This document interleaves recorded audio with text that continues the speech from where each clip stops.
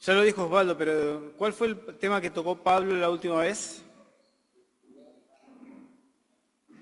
Una característica del hombre. No. Muy bien. Me puso el título. Muy bien. En la reunión anterior marcaba Pablo esta característica importante del hombre, que es la de ser un líder. ¿Sí? Es algo que hemos desarrollado durante todo el año y espero que, en cada uno de nosotros queda ese desafío de desarrollar este liderazgo que Dios nos dio. Como vimos en el Génesis, cuando Dios crea al hombre, incluso antes de crear a la mujer, Dios lo puso en el huerto para que lo cultivara y lo cuidara, ¿sí? Tenía que trabajar, tenía que esforzarse, tenía que hacer algo que primero lo iba a hacer para él mismo, pero después lo iba a hacer para su esposa y después lo iba a hacer para su hogar. Así que esto de ser líder no es algo que podemos escapar. Todos somos líderes. Así que si yo pregunto, Kevin, ¿sos líder? Sí. Lichi, ¿sos líder? Sí. Nico, ¿sos líder? Sí. Edu, ¿sos líder? Sí.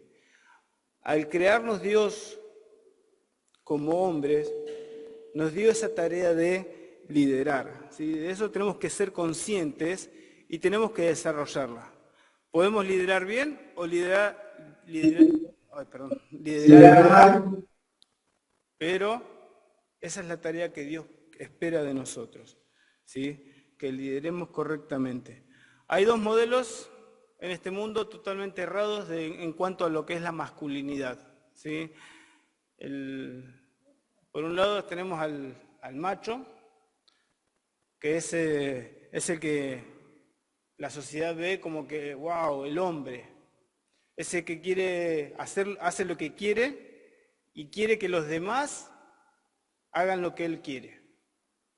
Y esa no es la figura del líder. Esa es la figura de un jefe quizás, pero no es la figura de un líder que vemos en la palabra de Dios. Y por otro lado, el otro extremo, es el hombre afeminado que quieren nuestra sociedad actual. La sociedad actual dice que los problemas que hay en la sociedad, las agresiones, es por culpa de la masculinidad. Por eso es un ataque continuo hacia el hombre, ¿sí? Quieren que ya desaparezca prácticamente la masculinidad. Y no saben que los problemas y las agresiones es por falta de una correcta masculinidad. Cuando nosotros tenemos una correcta masculinidad es cuando hay cuidado, cuando hay protección, cuando se cultiva y se cuida. Hay muchos que tienen problemas con esta palabra, líder. Vos sos líder. Y es porque tienen en mente el mismo modelo que este mundo tiene de líder, de alguien que se enseñorea de los demás.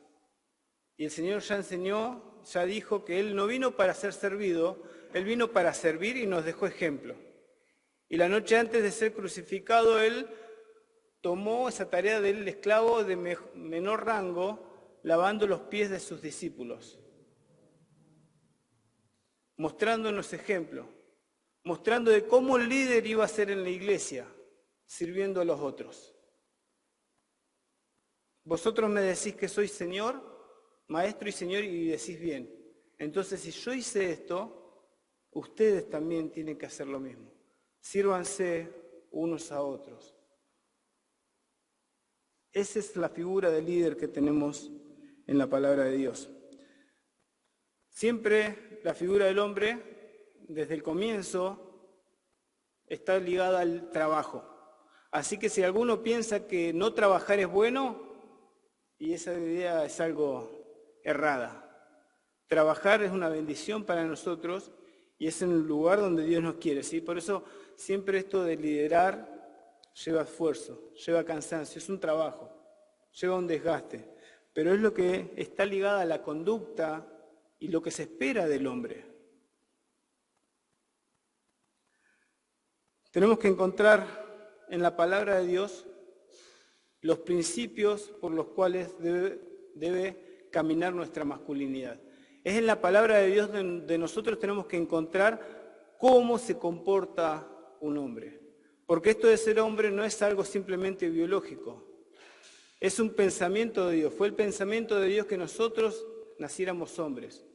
Y Dios diseñó para nosotros la conducta que debemos tener, ¿sí? No es algo que tiene que ser librado a nuestro entendimiento, a lo que nosotros pensamos, a lo que nosotros sentimos. La masculinidad tiene que ser guiada por los principios bíblicos. En la palabra de Dios encontramos cuál es el rol del hombre. Por eso, para seguir con este tema, me gustaría compartir un pasaje en el Nuevo Testamento, 1 Corintios, capítulo 16, que ya se ha mencionado.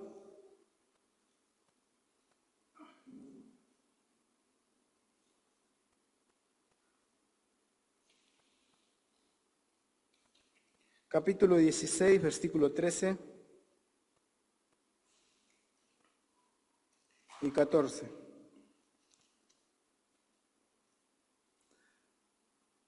Dice así: velad, estad firmes en la fe, portaos varonilmente y esforzaos. Todas vuestras cosas sean hechas con amor. Este mensaje, esta porción está dirigida a la iglesia, sí, lo sabemos, pero lo vamos a aplicar en esta noche a lo que se espera de la conducta de un hombre. ¿Sí? Son 4 cosas que le dicen en el versículo 13, que Pablo las toma del comportamiento militar. ¿Sí? Es lo que se esperaba de un soldado. Y Pablo la aplica a la iglesia, nosotros la podemos aplicar a la tarea de un hombre. ¿Sí? La primera dice, velad. Otra versión dice, manténgase siempre en estado de alerta. Esto es la tarea que veíamos durante el año de cuidar, de prevenir.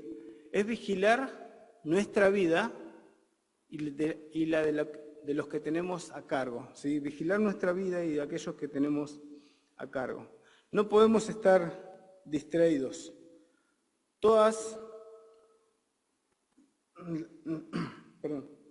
No podemos estar distraídos. Dios le dijo a Adán, ¿dónde estás tú? ¿Se acuerdan? Y esa pregunta tiene que hacernos recapacitar porque él no cuidó de su esposa. Él estaba presente y él no cuidó de su esposa. Él no veló por su esposa. El Señor advirtió también a sus discípulos de que estén atentos. Dice Mateo 26, 41, Jesús le dijo a sus discípulos, velad y orad para que no entréis en tentación. Velad y orad para que no entréis en tentación. Tenemos que ser cuidadosos con nuestra vida, ¿sí? En primer lugar, y de estar atentos espiritualmente, para no distraernos, para no estar perdiendo el tiempo, para vigilar primero a nosotros, pero también a aquellos que están a nuestro cargo. Cuando pensaba en esto de velar, pensaba en aquellos hermanos que se han enfriado, que se han apartado, y sabemos que eso no ocurre de la noche a la mañana. No es que se van los hermanos y un día dicen, no, yo no voy más a la iglesia, no. Es un proceso en la mente, en el corazón, en lo interno de cada uno de nosotros, donde vamos descuidando algunas cosas, algún pecado pequeño, algún mal pensamiento, algo fuera de la voluntad de Dios que va minando nuestro espíritu.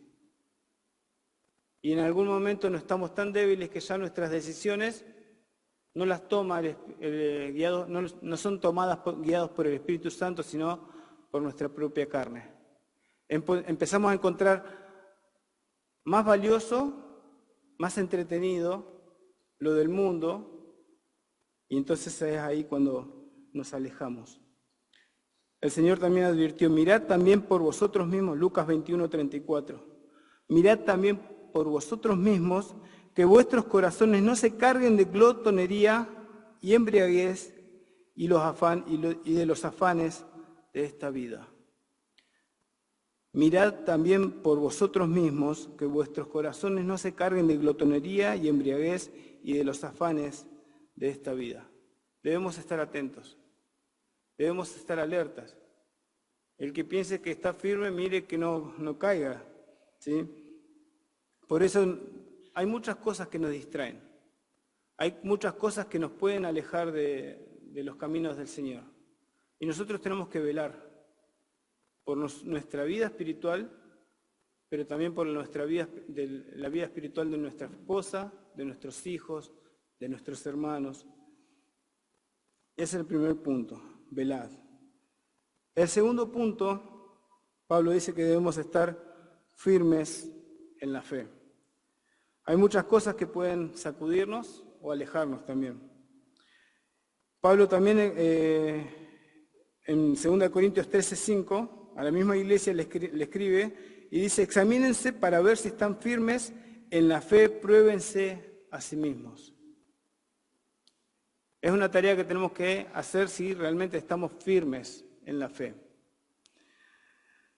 Esto de mantenernos firmes es algo que vamos adquiriendo a medida que pasan los años como creyente y Dios va permitiendo que pasen situaciones en nuestra vida, situaciones difíciles, donde debemos mantenernos firmes, ¿sí? Donde nuestra fe es probada y, como dice Santiago, el fruto de esa fe probada es paciencia, es esa perseverancia. Y Dios es el que coloca esas situaciones difíciles para que nosotros podamos crecer en esto de estar firmes. Pablo advirtió a los creyentes en varias oportunidades de estar firmes. Firmes en su libertad, Gálatas 5:1, la libertad que tenemos en Cristo. Firmes en la unidad, Filipenses 1:27. Firmes en el Señor, Filipenses 4:1. Y firmes en las enseñanzas de los apóstoles, 2 Tesalonicenses 2:15. Esto de mantenerse firme es ser constantes. Es algo que nos cuesta mucho. Hoy ya fin de año, por ahí las fuerzas son pocas. Pero de eso se trata la vida cristiana, de permanecer. ¿Sí? De permanecer. Y esto se logra con paciencia y perseverancia. Entonces tenemos que preguntarnos, ¿cómo actuamos en los conflictos? ¿Cómo actuamos frente a los problemas? ¿Resurge nuestra carne? ¿Nuestro mal carácter es el que responde? ¿O realmente somos victoriosos y actuamos como el Señor espera que actuemos? De eso depende el fruto de la paciencia, ¿sí? De eso depende el fruto de la prueba de nuestra fe, que produzca esa paciencia y esa perseverancia que necesitamos. Nos pasa muchas veces que lo más común es perder ese primer amor, ese deseo de estar en comunión con el Señor y de estar acá congregados. Y tenemos que estar alertas, porque sí, todo lo de afuera parece más entretenido, pero lo otro nos lleva a la perdición. Por eso tenemos que luchar contra el desánimo y contra aquello que nos quiere apartar del Señor. Pablo, sabiendo de esta batalla, nos habla en Efesios 6 de que nos pongamos toda la armadura de Dios, ¿sí? Y dice en Efesios 6:13, por tanto, tomad toda la armadura de Dios para que podáis resistir en el día malo y habiendo acabado todo, estar firmes. Habiendo acabado todo, estad firmes. El tercer punto que Pablo dice, portaos varonilmente y esforzaos. Portaos varonilmente y esforzados. Pablo toma ahí una palabra y la hace verbo, ¿sí? Que es varón, y Pablo lo que está diciendo, varónense. Esa es la palabra.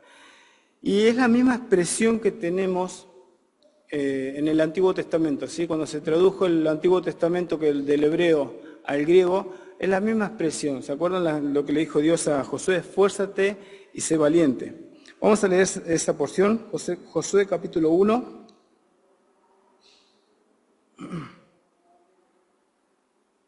Versículo 6.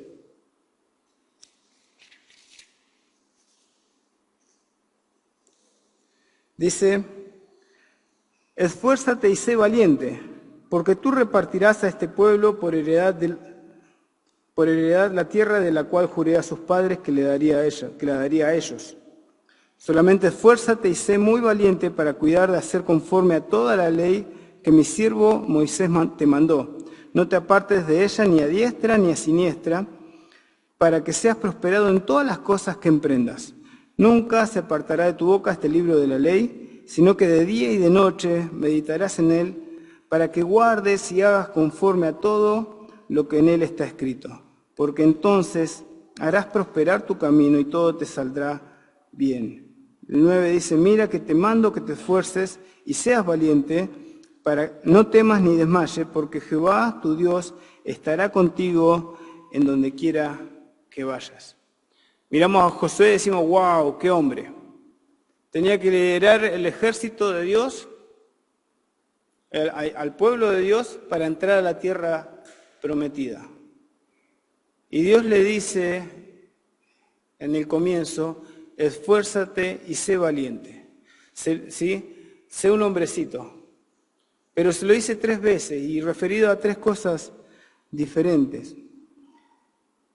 En la primera le dice que se esfuerce y sea valiente, referido a ingresar a todo el pueblo de Dios a la tierra prometida. Es decir, Josué no iba a ser un hombre por enfrentarse así valientemente a los pueblos que tenía que conquistar. Josué iba a ser un hombre porque iba a estar haciendo la voluntad de Dios. ¿Sí? Ese es un punto muy importante. Nuestra Nuestra hombría se ve en cómo nosotros hacemos la voluntad de Dios. No se ve en esos actos machistas. No se ve en cuánta fuerza tengo o en cuánto conocimiento tengo. Realmente me voy a comportar como hombre cuando estoy haciendo la voluntad de Dios, porque estoy cumpliendo por las cosas que Dios pensó para mí. Y ahí me estoy comportando como hombre. ¿Lo pensaron alguna vez así? Sos hombre en la medida que vas cumpliendo la voluntad de Dios. El segundo, esfuérzate y sé muy valiente, lo habla referido a la palabra de Dios, para cuidar de hacer conforme a toda la ley que mi siervo Moisés te mandó. Nunca se apartará de tu boca este libro de la ley. Es muy importante, si nosotros queremos actuar como hombres, conocer la palabra de Dios y tener ese deseo de cumplir la palabra de Dios. Nuestra hombría depende también de ese deseo de hacer todo lo que la palabra de Dios nos enseña. Y el tercer, esfuérzate y sé valiente, habla con respecto a la presencia de Dios. Versículo 9. Mira que te mando que te esfuerces y seas valiente, no temas ni desmayes, porque Jehová tu Dios estará contigo donde quiera que vayas. Lo que nos hace hombres es la confianza que tenemos en Dios. Es como nosotros vamos caminando y transitando en nuestra vida, tomando decisiones, confiando en la presencia de Dios, en la provisión de Dios y en el cuidado de Dios que Dios tiene con nosotros. Antes hablábamos de de velar. Y ese velar siempre está acompañado de orar, ¿sí? Velen y oren, porque hay cosas que no podemos. Incluso las que podemos tenemos que depender de Dios en todo. No son nuestras fuerzas, no son nuestros medios, es todo en dependencia de Dios. Si es algo que encontramos del siervo en la palabra de Dios, es un siervo que obedece y depende exclusivamente del Señor. Y esa tiene que ser nuestra forma de mostrar al mundo el verdadero hombre, cumpliendo la voluntad de Dios, conociendo la palabra de Dios, aferrándonos a la palabra de Dios y confiando en Dios en todo. Sigue diciendo, volvamos a 1 Corintios.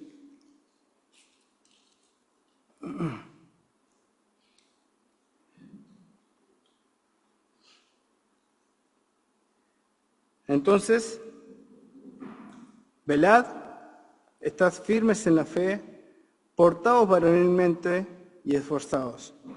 Todas vuestras cosas sean hechas con amor. Es algo muy importante hacer todo con amor. No es una frase trillada. No es algo que Pablo no sabía qué decir y queda bien. Pongamos, hagan todas las cosas con amor. Cuando nosotros tenemos ese amor de Dios y entendemos cómo es el amor de Dios, nuestras intenciones van a tener nuestras acciones, van a tener una correcta motivación. No va a salir de un solo deseo de cumplir, sino que va a ser Dios transformando nuestro corazón, como cantábamos. Cambia mi corazón, pon tu corazón en mí. Y es lo que realmente necesitamos. Si pensamos en el hombre por excelencia, ¿quién fue? El Señor. Y Él mostró cómo era un verdadero hombre. ¿Él oraba? Sí. ¿Él dependía de Dios? Sí. Todo lo que nos dice Pablo en este versículo, que tenemos que velar, estar firmes, portados varonilmente y esforzados, lo podemos ver en la persona del Señor.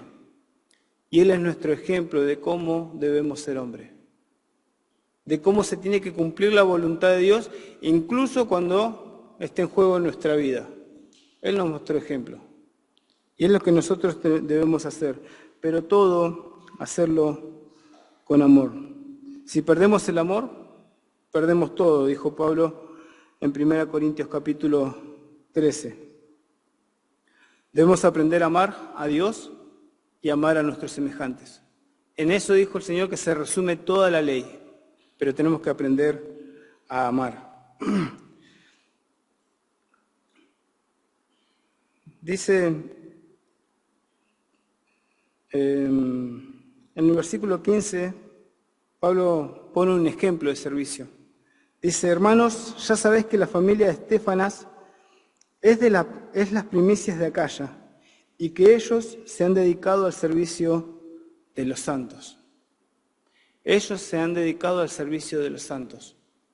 Una familia en la iglesia que era ejemplo de servicio.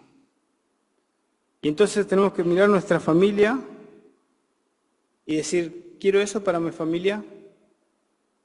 Tengo que transmitirle eso a mis hijos, a mi esposa, de que si yo, y dar el ejemplo en primer lugar, de que si yo soy un siervo, ellos también pueden servir. Y es lo que Dios espera de nosotros, ser líderes que sirven. Ahora queda en cada uno de nosotros qué estamos haciendo, qué estamos liderando. ¿Alguno se puso a pensar que está liderando? ¿A quiénes tiene a cargo? Los que tenemos familia, tenemos a quienes tenemos a cargo cercanos, ¿sí? Nuestra esposa y nuestros hijos. ¿Pero queda solamente en eso? ¿Va a quedar simplemente en un círculo cerrado en la familia? No. Somos llamados también a liderar en la iglesia. Así que ese es el desafío que tenemos. Durante el año vimos todas las tareas en las cuales podemos desarrollar este liderazgo.